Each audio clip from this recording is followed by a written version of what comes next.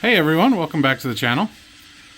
The Northern Utah division of the NMRA is doing some layout tours today, and my layout is one of them. And figured that during the lull, when there isn't anybody here, I'll do a layout update since it's pretty cleaned off and I haven't done one in a little bit. And there's a few things that are here, and it does look a lot cleaner than what I've had it in the past. So let me get inside the layout and we'll pick up there. Alright, we'll follow this Union Pacific train around. The first area that we're at here is Freeport, and I'm just using names of places that are around where I'm at. That's as far as I'm going because I like to have the freelanced aspect of the track plan. But this has 3 tracks that can be switched out at any time depending on which cars JMRI decides to give to you for your train. The next place back here is Ogden, and it's the 3 back tracks right now. This 4th track, which is just being locomotive storage right now, will probably get shrunk down and brought just up to the where the gap in the plywood's at, or behind that first SD40, and thrown back into operations once the expansion I'm working on gets finished, which is some staging. And then also it will have a locomotive facility as well. And then we come over here to Riverdale Yard, which is the 4 middle tracks back there where there's some cars. And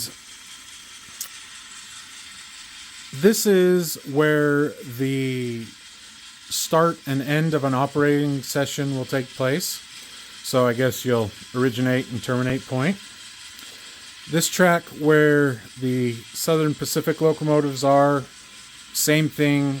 The locomotives will go to the engine facility, and this will get used for what I had intended to begin with, which is an area for you to pull your cars out from the yard, put them here, and get ready for your train, which then you can either go east around the layout, which is the Union Pacific train, or west, which is the BNSF train.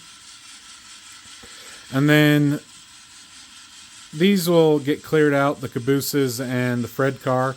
That's just where I temporarily put the end of train cars. And the Reese's car was giving me some issues, so I just pulled it off of the BNSF train. We then come to the coal mine, which I needed somewhere to put this, but I also needed somewhere, or I say something, to fill this area. As you know, this is right down the hallway, or the first thing that you'd essentially see with the layout. And I'm really happy with how it turned out. Had a friend 3D print some of these excavator looking things, threw some lights into it, and just built it up piece by piece of 1-inch foam. Oh, the guy's knocked over. Oh well. Then we come to the Y, which connects ultimately the expansion that goes around the room and the original Salt Lake route track plan, which is here. I also have some crossing signals. I don't know if you'll be able to hear the bell or not, but they're triggered with 3 IR sensors in the track.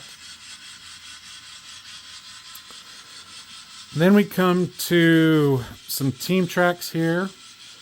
These 2, and then this one here, which can be switched out.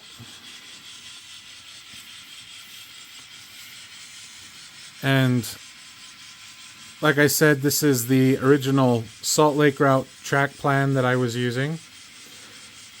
It's pretty much completely scenic. There's a few things I want to change, namely this road. I'm not too happy with it, and I feel like I can do better now that I've kind of expanded what I've worked on. But it works for now, and I'd rather get the other parts on the layout finished before that. And then this is another track that is operations, here at this little freight depot and then passenger station. And then there's this grain silo area as well that gets switched out. And then my bridge of track work material.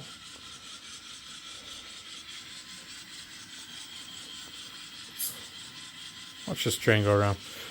I ended up putting this stuff up on the bridge because I kept forgetting where I'd put the bright boys, and figured if I put them there, I'll know exactly where they're at. And same thing with the pin vise and this little punch that I use for the track nails. We then come over here to the scenery side of the Salt Lake route.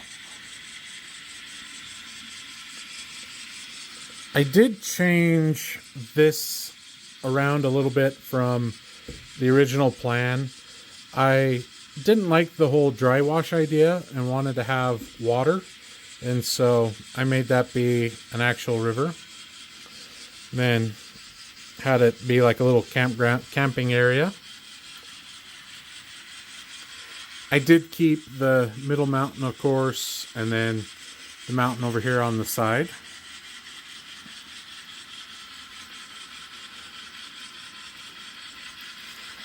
I'm not quite sure what I'm going to do here yet. I'm thinking the buildings here are kind of the layout, except that would be moved back. I didn't realize I'd moved it. Oops.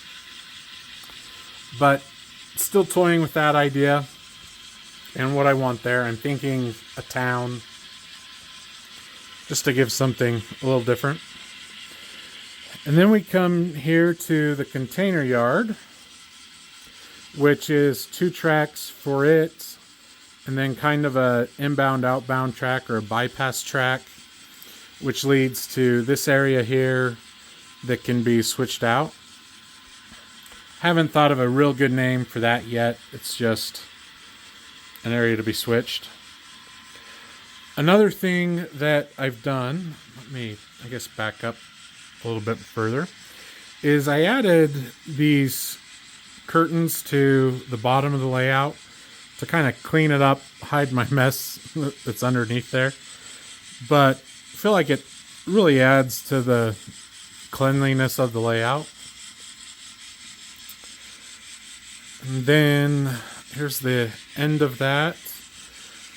This track here where, get my hand out of there to focus on it, where the maintenance away train is just a passing siding, but it also goes up to the mine area up top and the Silver King ore house, which is a Blair Line kit called the Cash Mine, and it's actually based off of a prototype that was in Park City, Utah, that I was able to get a picture of.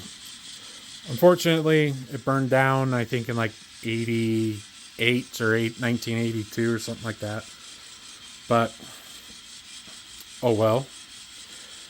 We then come to Clearfield Yard, and it is a second origination and termination point on the layout. This track here is actually an industry, and this track is a lead to the 2 industries I'll have over here that have 4 tracks combined. And then on the back end, there's an industry here and another industry that has 2 tracks. Kind of what I'm envisioning is that there'll be piping and stuff that takes material over to the building over here. I want to keep the buildings and stuff over here kind of short, maybe 2 stories maximum. That way it doesn't detract from the scenery up along the back. And then, since I've talked about it, this is the track that, there in the back, that goes down and is part of this Helix that I've built.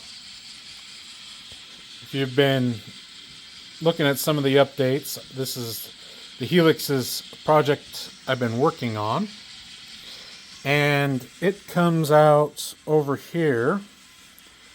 And then along here underneath the container yard is where I'm going to build the staging area. And then to add another operations point, we're going to come around this corner here, and underneath the Salt Lake route here, I'll add some more track and operations area that people can just sit on a chair and switch out. So then I think that's pretty much it. Oh, except for the swing bridge or swing gate, whatever you want to call it. I have it wired up so that in order to open it, you have to unplug the power here, which then kills the power to the track from right here where those isolated joiners are at, up to, here where the track is to take out to open up the gate. Measuring out, this is about 3 to 4 locomotive lengths. That way nothing takes a nosedive off the tracks. And I like rail fanning up in Echo Canyon, and really like the bridges that are this, green kind of teal color. And so when I saw that Kato had some of these, I knew that was what this was going to kind of be based off of. And then over here, it's going to be kind of hard to see, but right there, if I can get my finger pointed right, is where the isolated joiners are for this section. And then, it comes up over to here. Same length. And since we're ending here, I'll show this as a last. This is how I'm planning to do operations. I have these tablets that I was able to get for pretty cheap. I've talked about them before. But then you'll build the train in JMRI, and get the glare out of that. But then it gives you the switch list, which is your cars that you need, and just some check boxes. Let's clear that. But I feel like this is the best way to go for me, as it puts the switch list and the throttle in the hands of the operator. And with Engine Driver, I can consist whatever engines I want, and I'm not locked into using the same ones over and over. So anyway, that is the layout. Thank you everybody for watching. I appreciate those that have subscribed recently and been subscribers for a while. I'll end this with a few trains just running by with the camera on a few spots, and we'll see everybody in the next video.